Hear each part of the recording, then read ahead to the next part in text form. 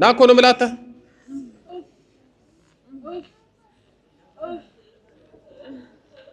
ጠጋና ምን እንዳዞ እየተጎተትክ ትመጣለህ? ቀና በል በስላሴ ስም። እሺ የት ጋር ነበር ልጁ?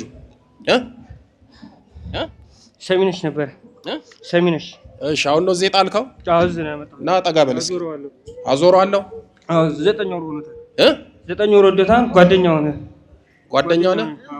መተት? አዎ መተት። 10 ሺህ ብር በራሱ ብር ነው ያሰራውበት። 10 ሺህ ብር በራሱ ብር ነው ያሰራውበት። ጭራሽ በራሱ ብር? እንዴት አድርገህ? በኢቴም አስወጣሁት። 10 ሺህ ብር ራሱ ስልክ ተቀበልኩት። መተት አሰራ። ከዛን ሰው በጣም ይወደዋል። ቤት ያከራያል። የሱ ቤት አይደለም፣ ሰዎቹ ውጭ ናቸው። ቤት እንዲያከራይ ያደረጉት 19 ሺህ ብር በወር ያከራያል። ከዛ በሱ አሰራውበት። አሁን ወደ 400 ምናምን ሺህ ብር ነበረ። እሱን በሙሉ አስጨርሼው ክፍለ ሀገር አመላልሰዋለሁ። ይመላለሳል። እናቱ እዛ እያለቀሰች ነው። እህቶቹ አሁን የእህቱ ባል ነው ያመጣው እዚህ እና አላወቀም ነበረ።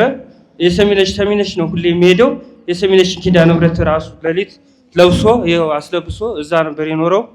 በቃ ያንን አሰቃየዋለሁ እኔ እና እስኪ ምን አረከው ልጁን በስላሴ ስም? በቃ አዞረዋለሁ። ማዞር ነው በቃ ቤት እንዲገባ። የት ነው የምታዞረው? ዝም ብሎ መዞር። ክፍለ ሀገር ይመላለሳል። ሀገሩ መንዝማይ ሜዳ ይመላለሳል። እዛ 40 መድኃኒዓለም ነበረ። እዛ ገደል ሰደው ገመድ 3 ጊዜ ገመድ ገዝቶ ሊታነቅ ጓሳ ይባላል ጽድ ላይ ሊታነቅ አንዴ መከላከያ በዛ ሲያልፉ ገመዱን አስተውኩትና እንትን አልኩት። ይሄ ጓሳ ወደዚህ ወደ መንዝ ያለው ነው? መንዝ 40 መድኃኒዓለም ይባላል። አውቃለሁ። ወደዛ ጓሳም ይባላል። በኢትዮጵያ ውስጥ ብቸኛ እጽዋትና ተክል ነው። እዛ ብቻ ነው ያለው። የሚገርማችሁ አሁን እናንተ ጓሳ አታውቁም አይደል? ዘፈን ሁላ አለው አይደል? ጓሳ ለጓሳ የሚል አዎ። ያንን ለማየት ያንን ለማጥናት ብዙ ቱሪስቶች ወደዛ ይሄዳሉ። አጋጣሚ ይሄ መሀል ሜዳ የሚባለው አካባቢ ላይ ልፍ ብሎ የእመቤታችንንና የቅዱስ ሚካኤልን ቤተክርስቲያን በማህበር አሰርተን ነበርና ድሮ ነው አንድ ከ15 ዓመት በፊት እዛ ዕቃ የቤተክርስቲያን ንዋየ ቅድሳት ለመጫን ከዚህ ወደዛ ሄድ ስለነበር አውቀዋለሁ ሀገሩ። እንግዲህ እዛ ጓሳ ማለት በነገራችን ላይ ተጀምሮ እስኪጨረስ ምንም ቤት የለውም። በግራ በቀኝ ጓሳ ነው። እዛ አንድ ነገር ብትሆኑ ሰው እንኳን አይደርስላችሁ። አሁን ልጁን ያስጣለው መከላከያ ነው። በዛ የሚያልፉ መከላከያ አይተው ነው እንግዲህ ያስጣሉት ነው ወደዚህ። እሺ የጓደኛ መተት። ሌላ ደግሞ ማን ያለው? መስተፋቅር። እሺ ሌላስ? ሌላ የለም። መስተፋቅር። ሌላ ልጁ ምንድነው የምታረጉት? በቃ ይሄን ነው የምናደርገው። እረፍ አንተ። ባለቤቱ ነበረች ውጪ ልኳት ነበር። እሺ መጣች። ስትመጣ ብር ከውጪ ልኳት ነበር። መጣች። ኤርፖርት ተቀበላት። ኤርፖርት እዛ ሽማግሌዎች ልከው ነሮ እሱ ነው ያመጣት እንድትመጣ ያደረጋት ከውጪ። ከዛ ውጪ መጣ። እንደመጣች ለሽማግሌ ልካለች እዛው አገሯ እንድታገባ። እሱ እንድታገባ ሌላ እንድታገባ ሌላ አግብታ ሄዳለች። እሱ አገር ራሱ 3 ጊዜ አመላልሰነዋል። ወሎ እዛ ሄደ 3 ጊዜ ተመላልሶ እዛ ቆይ ከኤርፖርት እሱ ተቀበላት። ከዛ ደግሞ ሌላ አገባት። ሰዎች እሱ ነው የላካት። እዛ የሚያውቃቸው ሰዎች የሚያውቃት ለኩስ 3 አመት ሰርታለች። 3 አመት ጠብቋት ቦሌ ሚካኤል ቀለበት ቦሌ ሚካኤል ነበር ቃል ተግባብተው እንዳትከዳው እንዳይከዳዱ የተደራረጉት። ግን እሷ ክዳው እዛ ሄዳውን እሷ እዛ አግብታ እየኖረች ነው። እሱ እንዲንከራተት አደረግነው። አሁን ይንከራተታል። 500 ምናምን ሺህ ብር ነበረው ጨርሷል። አሁን አካውንቱ ላይ ራሱ 30 ሺህ ብር ነው የቀረችው። እሷንም አሁን ሰሞኑን ልናስጨርሰው ነበረ። እህቱ ነበረች። እህቱ አለች እዛ መሪ።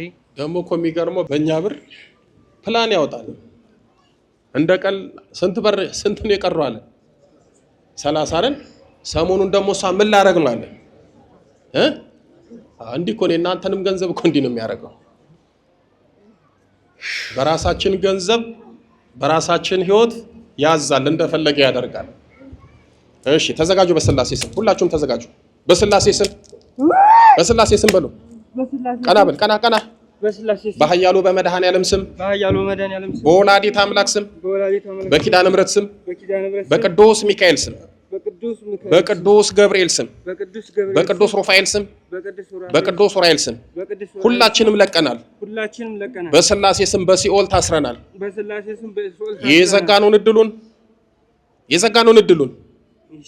የዘጋነውን እድሉን በኪዳነ ምሕረት ስም ከፍተናል። በል 7 የጮህ እናውጣ አንድ ላይ ቶሎ በል። አንድ ቀጥል 2 ቀጥል፣ ልቀቅ።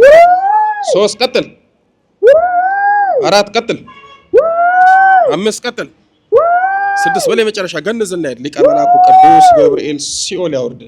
እግዚአብሔርን አመስግኑለት። ይሄ ደግሞ የዋ ተጎጂ ነው። በራሱ ብር ነው የተመተተበት።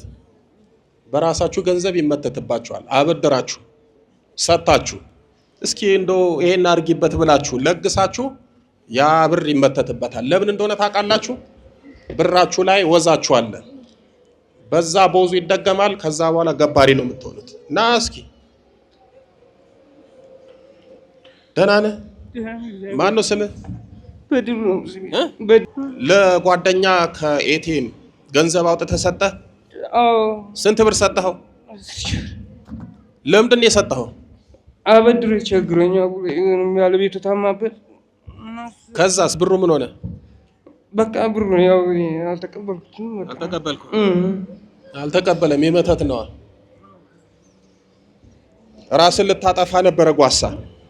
አዎ። ማን አስጣለ? ወደ መከላከያ ብላም ሲመጡ በቃ በጣም እንትን አለኝና በቃ ተስፋ ቆረጥኩ። ለምን በቃ ገንዘቤንም ጨረስኩ።